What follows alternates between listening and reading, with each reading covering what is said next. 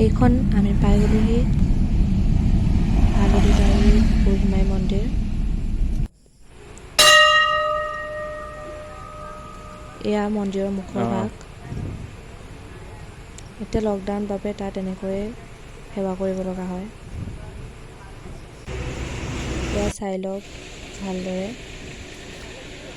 Main ৰোডৰ কাষতে আছে, আপোনালোকে এবাৰ সেৱা কৰি যাব পাৰিব তাত।